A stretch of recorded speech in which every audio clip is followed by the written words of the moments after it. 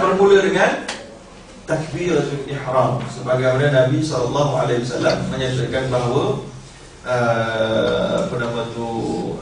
bahawa dalam adalah hadis yang sahih, Nabi mulakan solat dengan lafaz Allahu Akbar. Allahu Akbar itulah dia rukunnya, itulah dia permulaan solat. Permulaan solat adalah takbiratul ihram, Allahu Akbar. Kemudian Allahu Akbar itu mestilah selari dengan niat di dalam hati. Niat itu bukan di lidah. Lidah hanyalah lafaz niat yang bukan niat. Niat tempatnya di dalam hati, kata Imam Nawawi. Menurut empat-empat mazhab, niat itu di dalam hati. Niat itu bagaimana sifatnya? Sifatnya tidak ada jisim. Okey. Niat itu adalah lintasan hati, ya, ataupun Buddha cakapnya lintasan di dalam fikiran. Yang Buddha cakap lah, hati nak fikir macam mana, ada semua fikir kan.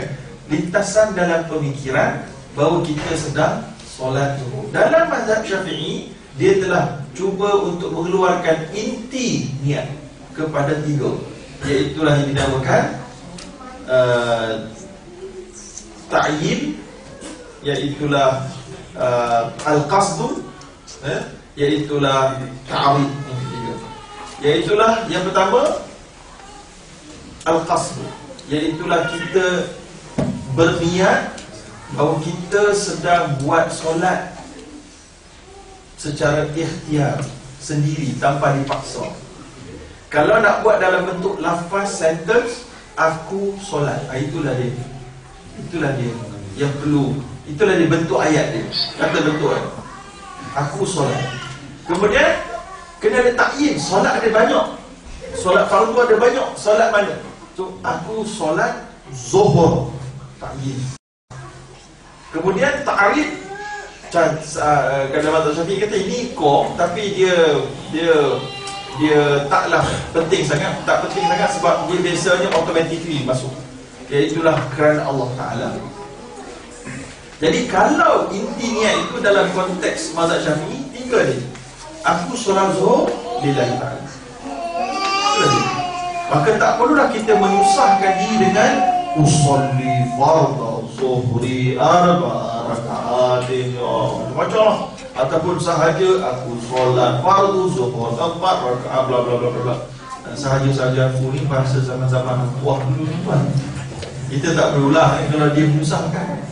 Dan dia lafaz, bila kita sebut aku solat zuhur tadi ni, maknanya kau ada sekali aku solat zuhur, boleh mana aku solat zuhur imam habis. Ya, aku solat zuhur jamaah, aku solat zuhur asar. Tak pula jamaah takdim kepada zuhur, qasar kepada dua. Qasar mana dia? Ada tiga. Mana dia satu tengah? Dan takdim memanglah kepada zuhur. Mana ada pada subuh? Tak ada. Dia ada lagu dia. Okey. So oleh kerana itu, niat perlu dipermudahkan kepada inti utama ni saja. Dan saya ajar tadi, aku solat zuhur lillahi ta'ala.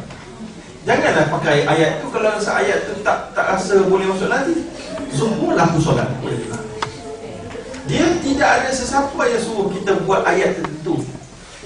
Kita boleh buat ayat dalam bahasa Inggeris pun. I'm performing my zuhur prayer. Itu yang kita dah biasa, itulah yang kita masukkan dalam pemikiran kita sebagai niat. Okey? So jadi itu niat. Dan waktunya adalah dalam mazhab Syafi'i mestilah serentak dengan takbiratul ihram. Ada orang tanya, habis dengan takbiratul ihram kita nak fikir Allah Maha Besar dulu. Macam mana nak masuk dulu, tak serentak muat lorong. Jadi kalau tuan-tuan rasa susah nak dalam split second tu untuk berfikir kedua-duanya sekali, maka perlulah didahulukan solat zuhur, solat tu punya niat terlebih dahulu sebelum memahami Allah Maha Besar. Kenapa? Kerana kalaulah tuan-tuan melafazkan lafaz Allahu Akbar sekarang ni, dia akan jadi takbiratul ihram ke zikir? Betul. Maka Allahu Akbar adalah zikir. Dia hanya akan jadi takbiratul ihram bila mana dia diletakkan di permulaan solat. Untuk menjadikan dia permulaan solat, kita mestilah sama ada serentakkan dia dengan niat solat atau dia niat solat tu melebihi sikit beberapa second awal sebelum memikirkan Allah Maha Besar, barulah Allah Maha Besar tu akan jadi takbir ihram. Boleh faham tu solat? Okay? Jadi kesimpulan kita, sesiapa yang boleh masuk niat dia tanpa perlu lafaz, itu adalah the best cara, best way untuk kita buat. Sesiapa yang rasa perlu ada lafaz kerana dia punya pemikiran berkecamuk, memikirkan pelbagai perkara, dia bolehlah melafazkannya, tapi jangan melafazkannya dengan kuat bila mana berada di dalam solat berjemaah, kerana dia boleh mengganggu makmum kiri dan kanan. Tadi orang sebelah dah masuk solat je dah lepas tu baru belajar makhraj huruf pula.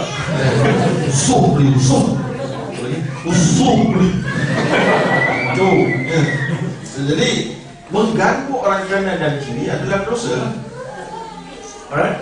Jadi apa yang kita nak beritahu sekarang ni mudah niat.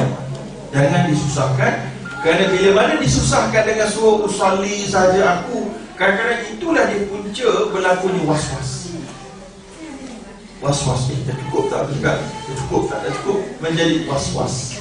Itu yang kita tidak mahu, ya. Habis dekat situ lafaz niat, bukan apa niat, niat dan juga takbiratul ihram. Semasa